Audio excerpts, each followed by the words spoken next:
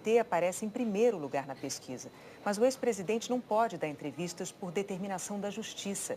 Ele está preso em Curitiba, condenado por corrupção passiva e lavagem de dinheiro. A ordem dessas entrevistas foi determinada em sorteio com a presença dos assessores dos candidatos.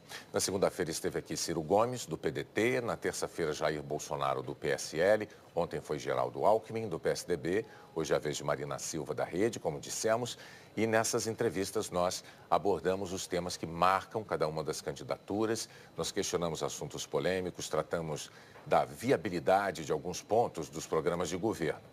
Na semana de 17 a 21 de setembro, os candidatos mais bem pontuados pela pesquisa Ibope ou Datafolha mais recente da ocasião também vão estar no Jornal da Globo. O tempo total desta entrevista é de 27 minutos e não pode ser ultrapassado porque esse foi o tempo dado a Ciro Gomes, a Jair Bolsonaro e a Geraldo Alckmin. Ao fim, a candidata vai ter mais 1 minuto para dizer que Brasil ela quer para o futuro. E o tempo começa a ser contado a partir de agora. Candidata. Em 2014, os brasileiros assistiram a uma grande dificuldade sua de criar o seu partido, a Rede. Tanto que, naquela ocasião, como candidata à presidência da República, no fim das contas, a senhora concorreu pelo Partido Socialista Brasileiro. 2 anos depois da criação, ou desse esforço de 2014, 2 anos depois, 7 integrantes da Rede deixaram o partido. E deixaram divulgando uma carta com críticas, uma carta aberta à população com críticas. Eles se referiam à inexistência de posicionamento para os grandes problemas do Brasil. Palavras deles naquele documento.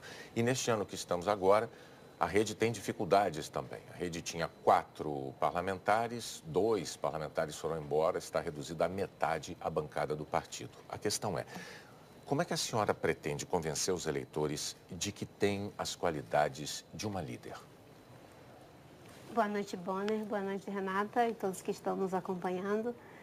Primeiro, eu vejo o processo de saída das pessoas dos partidos como um processo natural, numa democracia.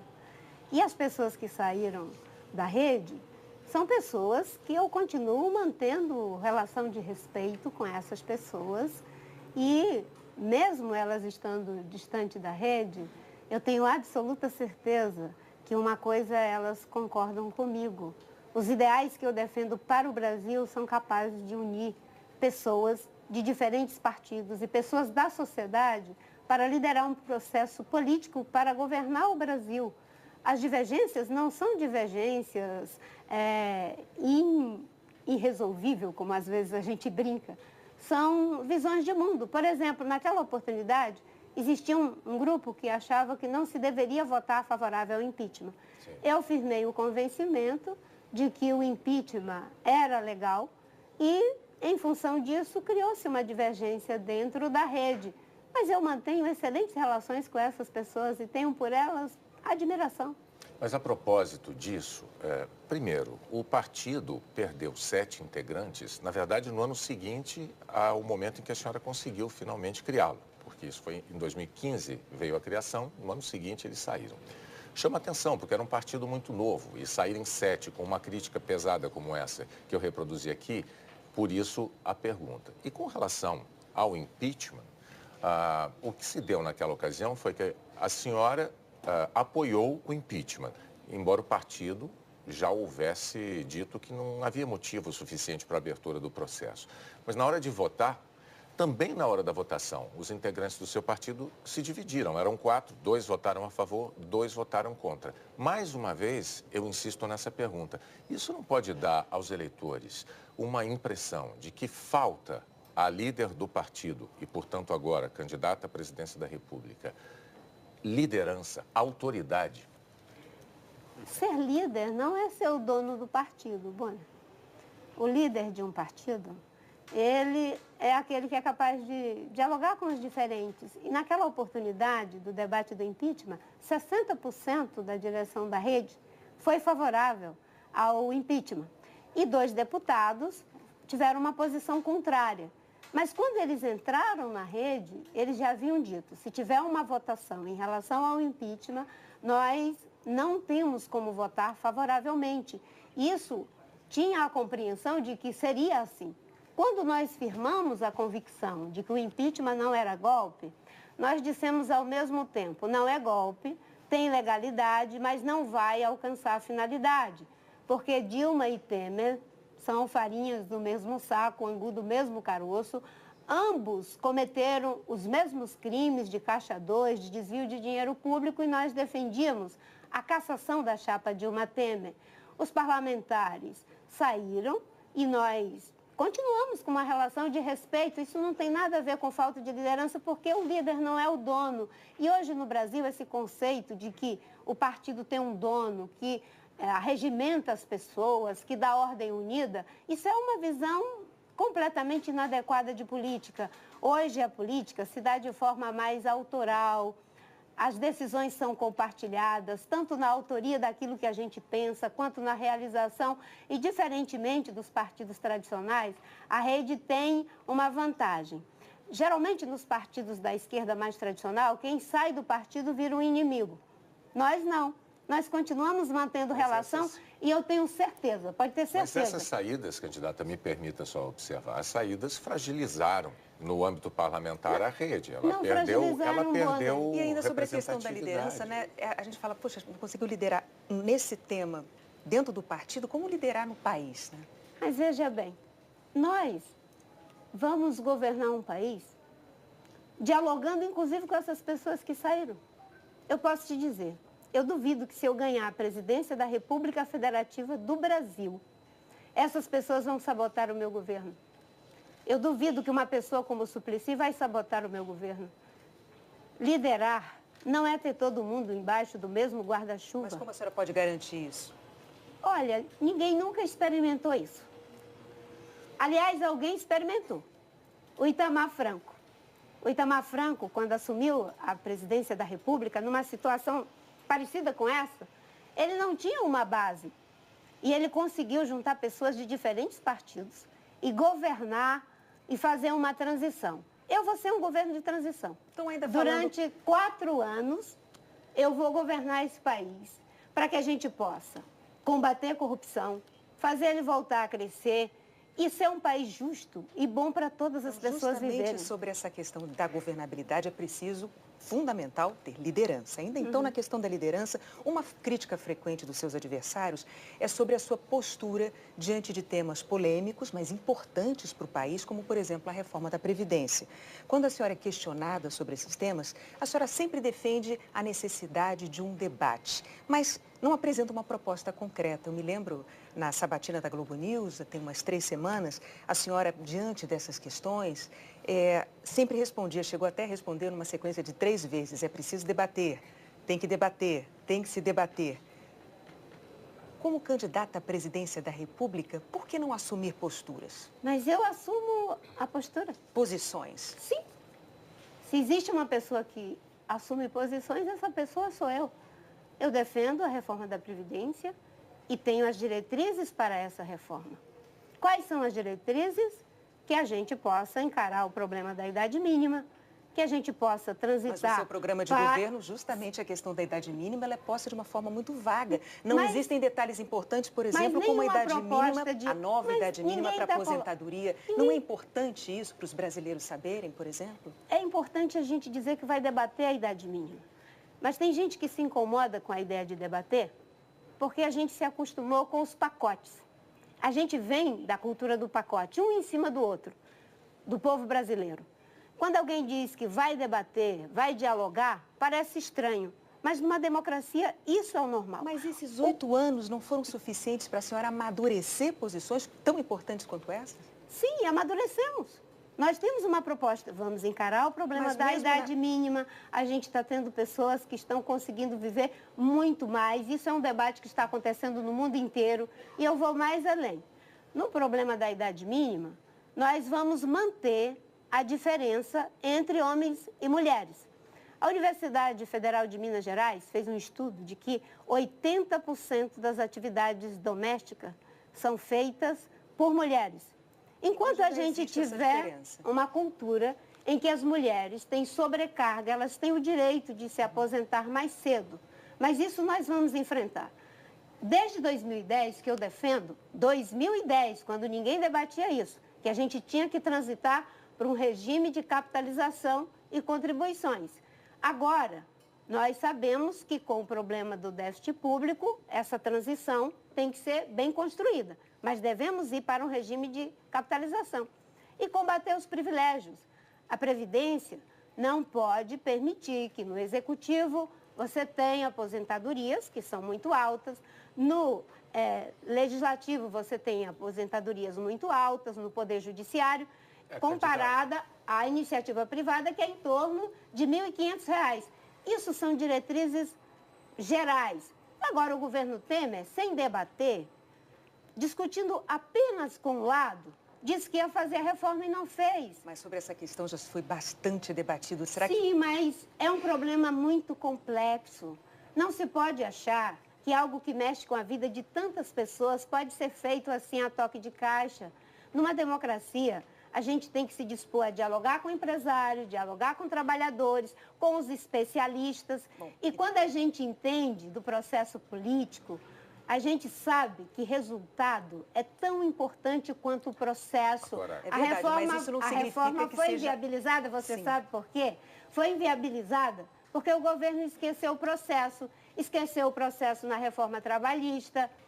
Se ele tivesse atendido todas as questões que eram colocadas na reforma trabalhista, talvez hoje nós não tivéssemos a situação de ambiguidade. Agora, candidata, a respeito de reforma previdenciária e idade mínima, ficou claro aqui, os eleitores só vão saber das idades mínimas que a senhora pretende propor depois de a senhora eleita. Mas eu queria mudar. Tem um compromisso de debater. Isso eles vai não haver precisam debater. se preocupar. Novamente, debater. Deixa eu só voltar. Deixa eu avançar. Mas, candidata, porque eu queria avançar na entrevista. Preste atenção, vamos lá. Olha só. A gente vai deixar de abordar outros temas importantes para a senhora e para os eleitores. Mas veja bem, você acabou de dizer que os meus eleitores... Não, eu expliquei, mas você parece que continua com dúvidas. E eu quero dizer, não tenho dúvida, a Dilma e o Temer não apresentaram nada. Não tem legitimidade, não tem credibilidade, jogaram um pacote na cabeça do povo brasileiro, discutindo só com os empresários. Eu estou dizendo, então. Quem votar em mim sabe que eu vou ouvir especialistas, vou ouvir empresários e trabalhadores para a gente poder fazer algo que é importante de resolver, a reforma da Previdência. Eu queria falar agora de outro assunto. A gente vai entrar agora na seara da corrupção. Na eleição passada, a senhora obteve 22 milhões de votos e aí, no segundo turno, a senhora declarou apoio ao candidato do PSDB, Aécio Neves, que se tornou, depois daquilo, réu por corrupção passiva e por obstrução de justiça. O que é que a senhora tem a dizer aos eleitores que votaram em Aécio Neves por causa da sua recomendação? Hoje, com as informações que vieram pela Lava Jato, não teria declarado meu voto ao Aécio. E acho que muitos que votaram no Aécio... Mas já havia o aeroporto de Cláudio, candidata. Durante a eleição, isso foi debatido, o aeroporto de Cláudio era um problema da campanha de Aécio Neves. Antes da senhora declarar o apoio. Mas veja bem, nas eleições de 2014, acho que a maioria das pessoas conscientes acabaram votando em alguém. Nós mesmo aqui, cada um de nós votou em alguém. Mesmo com tudo que tinha, alguém escolheu um candidato de segundo turno. Mas eu tenho certeza que muitos de nós aqui não teria votado se tivesse as informações da Lava Jato. Não era Lava Jato, mas havia, como eu disse, o aeroporto. Deixa eu dizer, nessa mesma eleição... Todo mundo votou, Bonner. Nessa mesma... Eu hoje não Aécio votaria. Neves perdeu a eleição. Não votaria nem Aécio, nem Dilma. A Lava Jato mostrou que todos eles praticaram crime de caixa 2. Aí chegamos à próxima questão. Porque nessa mesma eleição, a senhora era candidata a vice de Eduardo Campos e se tornou a candidata à presidência após a morte dele. No ano passado, Eduardo Campos foi citado em delações da Odebrecht, em delações da JBS, por ter recebido propina em campanha. A senhora não desconfiou de que havia dinheiro demais na campanha do Partido Socialista Brasileiro. Se eleita, a senhora vai ter que formar um governo. Os eleitores gostariam de saber se a senhora, nesse período, desenvolveu mecanismos mais eficientes de avaliação das pessoas com quem a senhora pretende se aliar. Porque no caso de Aécio e no caso de Eduardo Campos, a senhora não teve como saber antes que havia esses problemas. Para formar sua equipe, a senhora vai estar segura? Tem mecanismos de evitar que se repita essa situação? Com certeza. Quais mecanismos? Com certeza. Aliás, você tocou num assunto aqui. Há 4 anos atrás, o Eduardo estava sendo entrevistado por vocês. No dia seguinte, nós o perdemos. Para sempre, numa tragédia. E eu quero aqui, mesmo com as denúncias que existem, dizer o seguinte: a justiça está investigando e como ele está morto, não tem como se defender e muito menos, se porventura for culpado, pagar porque já não temos mais a sua vida. Eu não tenho compromisso com erros, não tenho. Mas hoje eu estou muito bem calçada depois da Lava Jato. A senhora tem hoje esses mecanismos? Sim, com certeza. Eu fui a única candidata até agora a ir até a Transparência Internacional.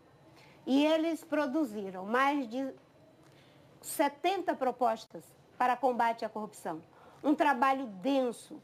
E eu me comprometi que não só vou adotar uma série de medidas que estão ali naquelas contribuições, porque eu sou a única candidata que diz que apoia a Lava Jato, que defende o Ministério Público. Vários fazem não, isso, mas candidata. na prática eu fiz 2 programas do meu partido de 10 minutos Bom, defendendo a Lava Jato. Mas veja, candidata, a prática e o discurso às vezes não se Não, encaixam. no meu caso se encaixa. Então vamos ver o que está acontecendo. Porque 32 anos de vida pública. Eu a convido apenas a senhora analisar e responder a questão sobre as coligações estaduais. Não é um problema, é um problema nessas eleições, bem claro, não apenas para um candidato. Mas veja a sua situação. A senhora critica sistematicamente os partidos do chamado Centrão. Os partidos do Centrão têm 41 investigados na Lava Jato que a senhora apoia. E esses partidos do Centrão têm essa fama de praticar o famoso, né, toma lá, dá cá. É mais do que isso. Bom, é corrupção mas braba eles têm mesmo. corrupção braba, chame como a senhora preferir. A senhora reforça essas críticas. A senhora também chegou a dizer que naquele ano de 2014, na última eleição, o PT e o PSDB não estavam disputando a presidência da República, eles estavam disputando a presidência de uma organização criminosa. É uma declaração forte essa, né? Pois bem, nesta eleição agora, o seu partido, a Rede, ele tem coligações, ele participa de coligações com o PT em alguns estados, com o PSDB em alguns estados e com partidos do Centrão em outros tantos estados. E aí eu vou levar a pergunta. Diante destas coligações, o eleitor não pode achar que aquelas críticas fortes que a senhora fez eram insinceras e até oportunistas? Não. Porque o que atesta a minha vida e o meu compromisso são mais de 30 anos de vida pública. Deputada, senadora, ministra, sem nenhum envolvimento em casos de corrupção.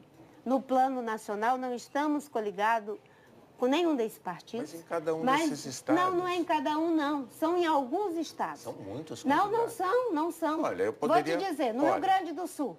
No Rio Grande do Sul... É um deles. Não, vou falar, eu mesma falo para você. No Rio Grande do Sul, nós estamos coligados com um jovem que foi prefeito de Pelotas e esse jovem, sobre ele não pesa absolutamente nada. Eu sou inteiramente coerente. O que é o que eu tenho dito? Eu tenho aqui uma lista, candidata. Pode... Se a senhora quiser, eu posso dar essa lista rapidamente. Vamos lá, vamos lá. Vamos lá. A senhora, o seu partido, a Rede está coligada com o MDB de Michel Temer no Espírito Santo. Em 3 estados brasileiros, a Rede está coligada com o Partido dos Trabalhadores, em Tocantins, em Roraima e na Paraíba. Em 4 estados, o seu partido está coligado com o PSDB, Maranhão, Amapá, Goiás e Rio Grande do Sul, que a senhora mencionou. E em 7 estados, com partidos do Centrão, Tocantins, Roraima de novo, Paraíba de novo, Amapá de novo, Goiás, Rio Grande do Sul e no Rio de Janeiro. São muitos estados em que a Rede está associada, está coligada, por assim dizer, a partidos que a senhora critica muito veementemente. Isso não lhe parece incoerente? Veja, olhando da forma como você coloca, passa essa impressão ao telespectador. Mas as pessoas que conhecem a minha trajetória, o que eu tenho dito? Pessoas boas. Aliás, tem gente que até está me copiando agora. Pessoas boas, desde 2010, eu digo, existem em todos os partidos. E que nós não podemos fazer recortes partidários. Ouvimos isso ontem aqui do candidato do PSDB. Você está dizendo quem está copiando. E que pessoas boas existem em todos os partidos. E que se a gente for olhar para os partidos, fica muito difícil qualquer tipo de diálogo político. Mas a gente tem que olhar para as pessoas, para a trajetória das pessoas. Pegando o caso do jovem candidato ao governo do estado do Rio Grande do Sul. Mas não vamos particularizar, candidato. Mas eu não vou desabonar o jovem. Não é eu isso. estou dizendo que ele é uma pessoa de bem. Se você for para o Amapá, qual é a denúncia de corrupção contra o candidato? Não se trata disso. Não é com partidos bons. É que a senhora fundou um partido exatamente para se diferenciar, era esse o discurso. Mas esse é o diferencial. Para se diferenciar daquela salada de partidos, aquela bagunça. Mas aí chega numa eleição como essa. Mas o recorte não é partidário. Mas a rede está mergulhada nisso agora. Não está, Wanda. Não está. Pelo contrário, nós criamos um partido já dizendo desde o início, não vamos sacralizar partidos. Pessoas boas tem em todos os partidos. E se eu ganhar, eu vou governar com os melhores de todos os partidos. Esse é um discurso que eu falo desde 2010. Então, aproveitando esse conversei com essas pessoas e elas não desabonam. A nossa aliança ela é programática, baseada em trajetórias de vidas. E a rede é um partido pequeno. É engraçado que as pessoas cobram numa hora. Mas a senhora não tem alianças, não tem coligação. Quando eu faço alianças com aqueles que sobraram dessa miscelânea de corrupção, aí as pessoas me atiram em rosto. Mas ainda falando então sobre coerência, não tem nada a ver. Sim, pode quando falar. A senhora saiu do PV, a senhora saiu sob a justificativa de que precisava manter a coerência. 7 anos depois, a senhora escolhe justamente um integrante do PV para ser seu vice na chapa, aí a candidatura à presidência da República. O Partido Verde de hoje é o mesmo de 2011, até o presidente do partido, inclusive, é o mesmo. A senhora desistiu da coerência? Continuo coerente, porque o Eduardo, Jorge, nós nunca tivemos divergências. A minha saída do PV tinha a ver com a visão de processo em relação a que eu queria muito que o PV se tornasse um partido em rede. Mas a cultura política da direção do PV entendeu que não. E eu criei um partido em rede, mas em termos programáticos, não há divergências. Candidata, junto em com o vários vice não vem o partido todo? Como? Junto com o vice não vem o partido também? Mas o processo interno do partido é completamente diferente. Eu não posso querer impor a cultura partidária da rede aos demais partidos. O importante é que, em muitos aspectos, nós temos convergências. E essas convergências, aliás, são as mesmas que me fizeram ser candidata em 2010. Não tem incoerência nenhuma. Eu e Eduardo temos muitas convergências, algumas divergências, mas isso é normal numa democracia. Então, ainda falando sobre divergências. Nós, no Partido Verde e a Rede, fizemos uma aliança inteiramente programática, inclusive com o PV, reconhecendo a soberania do meu programa em várias questões que haviam diferenças. Isso é típico da democracia. A Rede é um partido em rede, porque assim se conformou, e eu não vejo incoerência nenhuma. Incoerência, sabe o que é? É fazer aliança por tempo de televisão. É fazer aliança em troca de dinheiro para enganar a população com marqueteiro vendido a peso de ouro. Candidata, isso é que é incoerência. Para a gente conseguir, então, ir adiante e abordar outros temas. A bancada ruralista tem crescido no Congresso, inclusive cientistas políticos têm dito que ano que vem ela vai ser ainda maior. Como é que a senhora acha que seria possível conquistar votos desses parlamentares para o seu programa ambiental? Discutindo com eles em termos programáticos. Mas a bancada ruralista não são poucos os que temem, os que acreditam que o seu programa prejudica o agronegócio, que é tão importante para a economia do país. É que tem muita gente que trata o agronegócio como se ele fosse homogêneo. E não é. Hoje tem muita gente que já está fazendo o dever de casa. Tem muita gente que quer fazer. Eu tive ontem lá no encontro da Confederação Nacional da Agricultura e fui muito bem recebida pelas minhas teses. pelas minhas ideias de uma agricultura de baixo carbono, de financiar cada vez mais a agricultura ABC, que introduz novas tecnologias para sobre essas críticas que existem em um número grande de parlamentares dentro da bancada ruralista, que é um fato, né? Inclusive ainda deve ser ainda maior no Congresso no que vem. O que a senhora tem a dizer sobre isso? Eu fui ministra do Meio Ambiente e dialogava com todos os partidos e com todas as bancadas. Mas havia críticas à lentidão de licenciamento ambiental nessa gestão. Não é verdade, Bonner. Não é verdade. Candidata, a senhora foi advertida, inclusive, pelo então presidente Lula. A senhora foi admoestada. Advertida? Admoestada. É. Bem, isso faz parte da lenda e do processo de desconstrução. Eu, quando entrei no Ministério do Meio Ambiente, tinha mais de 40 hidrelétricas que não tinham licenças. Aquilo que foi competência do IBAMA, nós limpamos a pauta. E o que não dava para fazer, nós dissemos claramente aos empreendedores. Não dá para fazer, como foi o caso de Tijuco Alto. Você quer saber de uma coisa? As licenças mais difíceis foram na minha gestão. A senhora não tem autocrítica?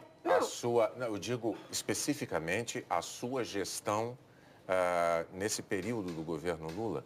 Porque se a senhora disser... Não, eu fiz o que era para ser feito, é um recado que a senhora está dando para parte do eleitorado de dizer o seguinte, olha, aquelas pessoas que querem que o licenciamento ambiental seja feito para proteger o meio ambiente, mas que seja feito com mais celeridade para respeitar também a urgência da necessidade de geração de empregos com esses investimentos, essas obras todas. Mas isso foi feito, Bonner. Isso foi feito. A senhora ficou é o recado que a senhora dá. A senhora ficou satisfeita com aquele ritmo que a senhora imprimiu ao licenciamento ambiental. As pessoas ficam falando de algo que não é o seu caso, é claro, que elas não conhecem.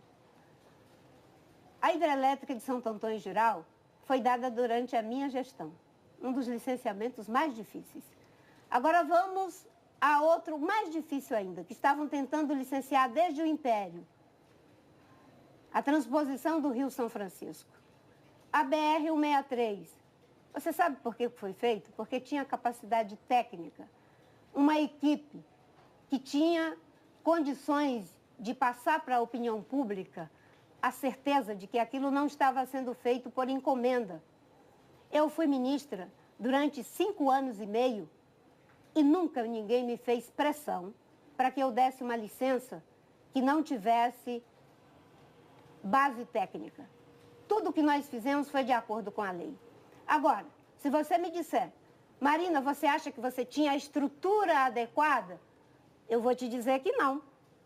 E por que não tínhamos? Porque, infelizmente, há uma visão de que investir na diretoria de licenciamento, investir na diretoria de combate a crimes ambientais, isso é algo que eles encaram como custeio, e não é.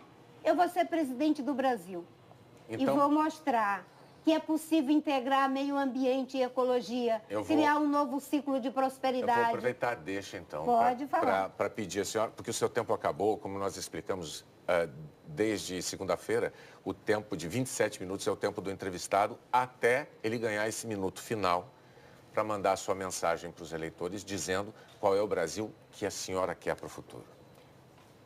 O Brasil que eu quero para o futuro é um Brasil onde nenhuma pessoa tenha que passar pela humilhação de não ter o trabalho para sustentar a sua família. Eu sou mulher, sou negra, mãe de 4 filhos, fui seringueira, empregada doméstica, me alfabetizei aos 16 anos. E eu sei que muita gente acha que pessoas com a minha origem não têm capacidade para ser presidente da República. Eu estou aqui trazendo mais que um discurso. Eu trago uma trajetória, o compromisso de construir um país que seja justo e bom para todos, para empresários, para trabalhadores, para a classe média, para jovens, para mulheres. Muitas vezes as pessoas me admiram como uma exceção, mas eu não quero um país de exceção. Eu quero um país de regras. Eu serei presidente da República com o seu voto para que esse país seja economicamente próspero, socialmente justo e ambientalmente sustentável. Candidata, muito obrigado pela sua presença, pelos seus esclarecimentos aos telespectadores do Jornal Nacional.